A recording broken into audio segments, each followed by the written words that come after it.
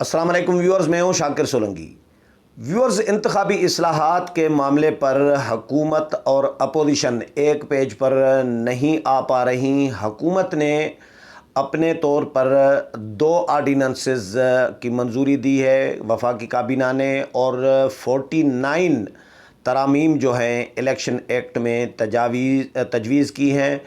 Opposition ان تجاویز کو تو ظاہر ہے جب پبلک ہوں گی، اپوزیشن کے پاس جائیں گی،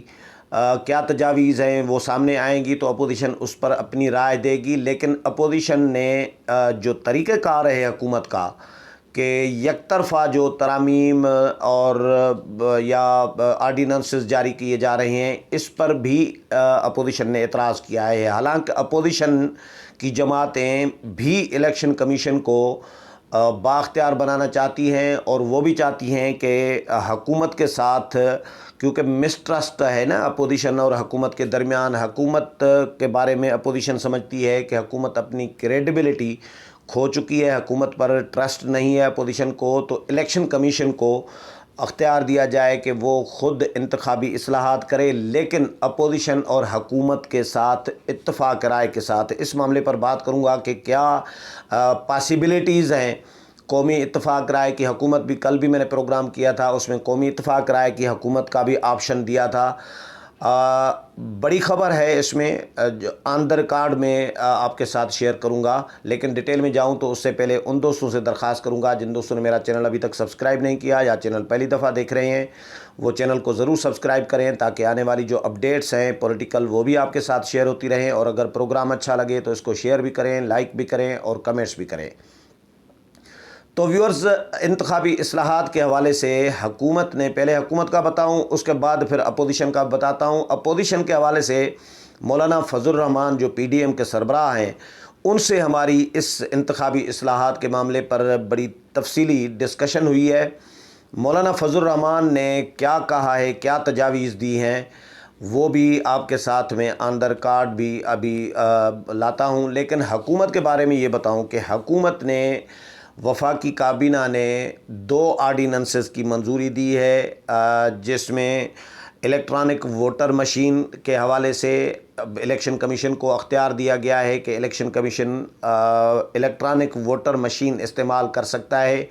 ای ووٹنگ کے حوالے سے جو اوورسیز پاکستانیز ہیں، 90 لاکھ اوورسیز پاکستانیز کے بتائے جا رہے ہیں، ان کو ووٹ کا حق دینے کے حوالے سے بھی ڈسکس کیا گیا ہے، منظوری دی گئی ہے۔ آرڈیننس میں یہ تجویز بھی دی گئی ہے، اور اس کے علاوہ 2 اور تجاویز ہیں۔ تو یہ 4 تجاویز ہیں، اور اس کے علاوہ مختلف ترامیم تجویز کی گئی ہیں ان آرڈیننسز کے ذریعے الیکشن ایکٹ میں۔ 49 اس پر بابر اعوان اور وفاقی وزراء پریس کانفرنس بھی کر چکے ہیں، بتا چکے ہیں کہ 49 ترامیم ہم نے تجویز کی ہیں انتخابی اصلاحات کے حوالے سے۔ لیکن ایشو کہاں پہ آتا ہے، رکاوٹ کہاں پہ آتی ہے، انتخابی اصلاحات کیوں نہیں ہو پا رہی؟ پہلی بنیادی چیز تو یہ ہے کہ انتخابی اصلاحات کی پارلیمانی کمیٹی قائم بنی ہوئی ہے، پارلیمانی کمیٹی جو موجودہ حکومت نے اس کو سرد خانے کے حوالے کر دیا، کھڈے لائن لگا دیا، اس کمیٹی کو غیر فعال کر دیا۔ جس طرح پارلیمنٹ کو غیر فعال کر دیا ہے حکومت نے، آرڈیننسز پہ آرڈیننس پارلیمنٹ کے ہوتے ہوئے، موجودہ اسمبلی ہے، سینٹ ہے، تو آرڈیننسز پہ آرڈیننس جاری کرے جا رہی ہوتی ہے حکومت۔ پارلیمنٹ کو قانون سازی میں کوئی رول دینے کے لیے حکومت تیار نہیں ہوتی، ما سوائے کوئی انتہائی کوئی مجبوری ہو، یا آرمی چیف کی ایکسٹینشن کا معاملہ تھا، یا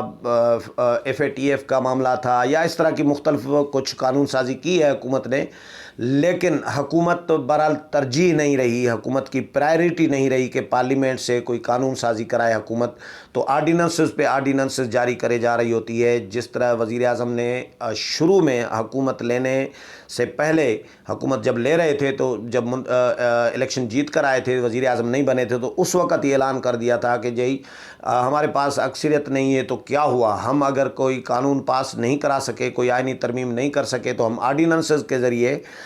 کام چلا لیں گے، حکمرانی کر لیں گے، یہ وزیر اعظم نے خود اعلان کیا تھا، تو اسی پر ہی عمل درآمد ابھی تک کرے جا رہی ہے حکومت اور اسی پر ہی عمل پیرا ہے۔ اپوزیشن کو اعتراض اس پہ ہے، حالانکہ اپوزیشن بھی چاہ رہی ہے کہ الیکشن کمیشن کے ذریعے انتخابی اصلاحات ہوں، لیکن اپوزیشن کو حکومت کے طریقہ کار پر اعتراض ہے کہ حکومت ون سائیڈڈ یک طرفہ جو ترامیم کر رہی ہے، اس پر ہمیں اعتراض ہے۔ اور ای ووٹنگ جو ہے، جو اوورسیز کو ووٹوں کا حق دیا جا رہا ہے ووٹ دینے کا، تو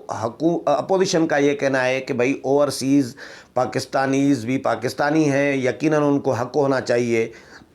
لیکن جو ای ووٹنگ ہے وہ محفوظ نہیں ہے، وہ طریقہ کار محفوظ نہیں ہے، اس میں گڑبڑ ہو سکتی ہے، اور الیکٹرانک ووٹنگ مشین جو ہے وہ بھی ٹھیک نہیں ہے۔ وہ یہ سب سارے اپوزیشن سمجھ رہی ہے کہ یہ حکومت کے داندلی کے منصوبے ہیں 2023 کے انتخابات کے لیے، کہ پی ٹی آئی اکثریت سے، بھاری اکثریت سے پی ٹی آئی 2/3 لے کے آئے یا بھاری اکثریت سے جیت کر آئے، اپوزیشن ہار جائے، تو جو الیکٹرانک ووٹر مشین ہے وہ سسٹم اس کا کس کے کنٹرول میں ہوگا؟ یقیناً حکومت کے کنٹرول میں ہوگا، اور جب چاہیں کہیں ٹیمپر کرنا ہے، کہیں نیٹ بند کرنا ہے، کہیں کیا کرنا ہے، تو وہ سارا سسٹم بٹھا سکتے ہیں۔ 200-400 یا 2-4 ہزار ووٹ اوپر نیچے کرنا مشینوں کے ذریعے، الیکٹرانک ووٹنگ مشین کے ذریعے کوئی ناممکن نہیں ہے۔ تو انٹرنیٹ کے مسائل الگ ہوتے ہیں پاکستان میں۔ یہ اپوزیشن کے اعتراضات ہیں حکومت کے ان تجاویز پر۔ لیکن میں آتا ہوں اپوزیشن کے اوپر کہ اپوزیشن کیا چاہتی ہے۔ کل میں نے ویلاگ میں بتایا تھا کہ اپوزیشن یہ چاہتی ہے کہ 2 آپشنز ہیں، کیونکہ حکومت پر اپوزیشن کو اعتبار نہیں ہے، اور حکومت کسی بھی معاملے پر خود بھی اپوزیشن کے ساتھ بیٹھنے کے لیے، ملنے کے لیے، مذاکرات کے لیے، ہینڈ شیک کرنے کے لیے، شکلیں دیکھنے کے لیے تیار نہیں ہے۔ حکومت پہلے دن سے 3 سال سے یہ ہم نے دیکھا ہے، تجربہ کیا ہے، تو اپوزیشن بھی سمجھ رہی ہے کہ حکومت جعلی مینڈیٹ لے کر آئی ہے، حکومت کریڈیبلٹی اپنی کھو چکی ہے، اسی لیے حکومت کے ساتھ مذاکرات کرنا یا ٹیبل پر ایک میز پر بیٹھنا یہ کوئی سود مند نہیں ہوگا۔ حکومت قابل اعتبار، قابل بھروسہ نہیں ہے اپوزیشن کے خیال میں۔ تو اس لیے اپوزیشن نے بھی 2 تجاویز، کیونکہ حکومت کے ساتھ مذاکرات کا آپشن اپوزیشن نے بالکل لکیر لگا دی ہے کہ بھئی یہ تو آپشن ہے ہی نہیں۔ اب 2 آپشن رہتے ہیں۔ ایک آپشن پہلا جو ہے اپوزیشن کا، یہ مولانا فضل الرحمان نے کہا ہے ہم کچھ صحافی مولانا کے پاس کچھ دن 4-5 دن پہلے گئے تھے، تو مولانا نے یہ کہا کہ انتخابی اصلاحات 2 طریقے سے ہو سکتے ہیں۔ ایک تو الیکشن کمیشن کو اختیار دیا جائے کہ الیکشن کمیشن خود انتخابی اصلاحات کرے، اور اس کے لیے اپوزیشن اور حکومت تمام جماعتوں سے تجاویز الیکشن کمیشن لے، اور ان تجاویز کی روشنی میں اپنی انتخابی اصلاحات کرے، اور ان پر تمام جماعتوں کو اتفاق رائے کرائے، یعنی الیکشن کمیشن کو۔ اور میرا خیال ہے یہ بہت اچھی تجویز ہے، جو اپوزیشن بھی جس کو ماننے کے لیے تیار ہے، اور حکومت نے بھی جو ابھی آرڈیننسز منظور کیے ہیں ان میں بھی الیکشن کمیشن کو بااختیار بنانے کی بات کی گئی ہے، اور الیکشن کمیشن کے پاس ریفر کیا گیا ہے کہ ان کو اختیار دیا جائے۔ تو اپوزیشن بھی الیکشن کمیشن کو اختیار دینا چاہتی ہے، اور الیکشن کمیشن کے ذریعے انتخابی اصلاحات کرنا چاہتی ہے حکومت بھی۔ تو میرا خیال ہے اس کے بعد الیکشن کمیشن آف پاکستان کو پہل کرنی چاہیے اس معاملے میں، اس کا فائدہ اٹھانا چاہیے چیف الیکشن کمشنر کو۔ اور کیونکہ الیکشن کمیشن ابھی، میں پھر سے کہہ رہا ہوں کہ الیکشن کمیشن سینٹ انتخابات سے لے کے ابھی جو ضمنی انتخابات ہوئے ہیں، ان میں الیکشن کمیشن نے ماضی کا جو داغ لگے ہوئے تھے الیکشن کمیشن کے ماتھے کے اوپر، غیر جانبداری کے اور داندلی کے یا شفاف انتخابات نہ کرانے کے، تو وہ داغ ابھی دھونا شروع کر دیے ہیں موجودہ چیف الیکشن کمشنر نے اور موجودہ الیکشن کمیشن نے۔ جو نظر آ رہا ہے یہ غیر جانبدارانہ ایک میں رائے دے رہا ہوں، تو اسی لیے میں کہہ رہا ہوں کہ چیف الیکشن کمشنر کو اس میں پہل کرنا چاہیے، فائدہ اٹھانا چاہیے، اپوزیشن جماعتوں سے بھی رابطہ کرنا چاہیے، حکومت سے بھی رابطہ کرنا چاہیے اور تمام جماعتوں سے تجاویز لینی چاہیے، تمام جماعتوں کی آل پارٹیز کانفرنس ٹائپ بلانی چاہیے، تمام جماعتوں کو ایک ٹیبل پر، ایک میز پر بٹھانا چاہیے اور قومی اتفاق رائے انتخابی اصلاحات کے حوالے سے الیکشن کمیشن کو کرانے کے لیے، قومی اتفاق رائے کرانے کے لیے ایک رول ادا کرنا چاہیے۔ تو انتخابی اصلاحات کا ایک طریقہ جو معقول اور پاسیبل جو طریقہ کار ہے وہ ایک تو یہ نظر آ رہا ہے، لیکن اپوزیشن نے پھر قومی اتفاق رائے کی حکومت کے قیام کی بھی تجویز دی ہے، لیکن موجودہ حکومت جو ہے میرا خیال ہے قومی اتفاق رائے کی حکومت کی طرف شاید نہ جائے، شاید راضی نہ ہو۔ الیکشن کمیشن کی طرف مجھے جو پاسبلٹیز نظر آ رہی ہیں کہ الیکشن اور اپوزیشن یہ بھی چاہتی ہے کہ بھئی قومی اتفاق رائے کی حکومت بھی ہو، حکومت تو ہو لیکن وہ اس کی قیادت ہمارے پاس ہو، اپوزیشن کے پاس ہو، بڑا حصہ اپوزیشن کے پاس ہو، یعنی نگران وزیر اعظم اپوزیشن کا ہو، جو عارضی حکومت 3 مہینوں کے لیے بنے۔ تو اس کے لیے حکومت کیوں راضی ہوگی؟ مجھے نہیں لگ رہا کہ پی ٹی آئی کی حکومت اس کے لیے راضی ہوگی۔ پاسبلٹیز الیکشن کمیشن والی نظر آ رہی ہیں، لیکن ایک طرف پھر ایک اور ایشو ہے۔ ایشو یہ ہے کہ جو موجودہ قوانین ہیں، الیکشن ایکٹ 2017 ہے، جو موجودہ قوانین ہیں الیکشن کے حوالے سے، انتخابات کے حوالے سے، اگر ان پر ہی پراپرلی عمل درآمد ہو اور قانون کی جس طرح کہتے ہیں کہ بالادستی اور قانون کی حکمرانی ہو، تو پھر تو کوئی انتخابی اصلاحات کی ضرورت ہی نہیں ہے۔ لیکن ضرورت اس لیے ان چیزوں کی ہے کہ بھئی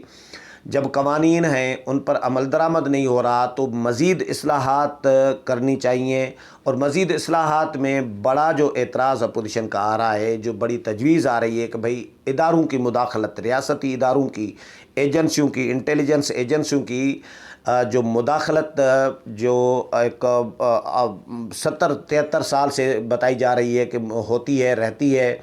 نتائج تبدیل کیے جاتے ہیں، مختلف طریقہ واردات ہوتا ہے دھاندلی کا،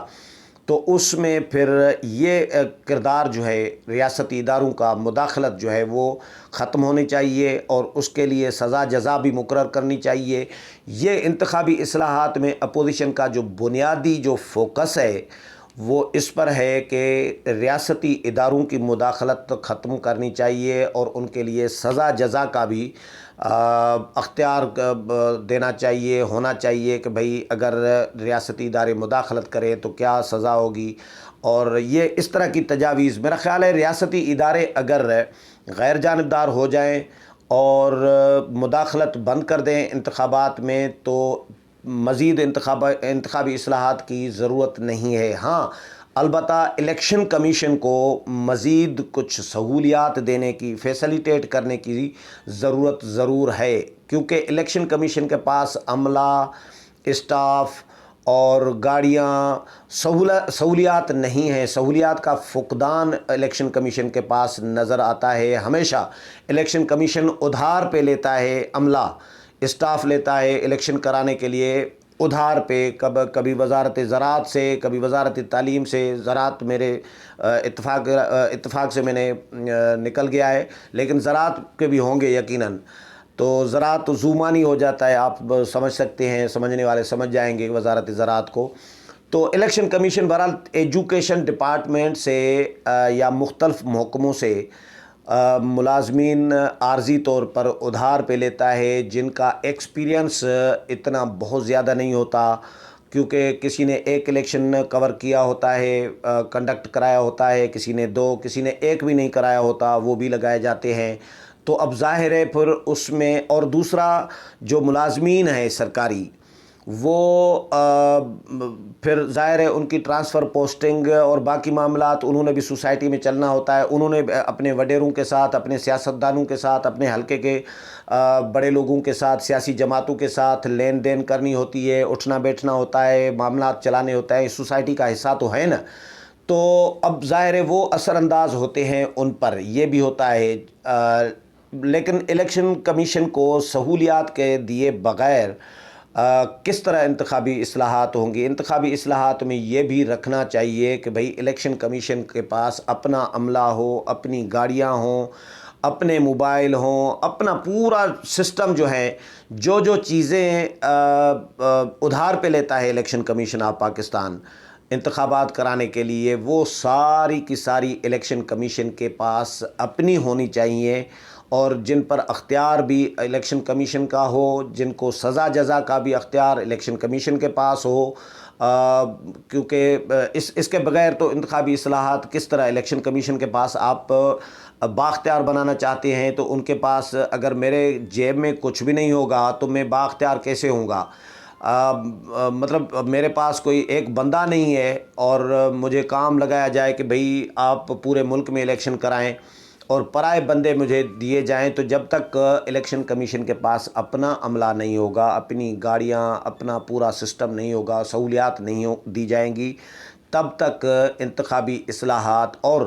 یہ جو اداروں کی مداخلت ہے یہ بند نہیں کی جائے گی۔ یہ ان چیزوں کی ضرورت ہے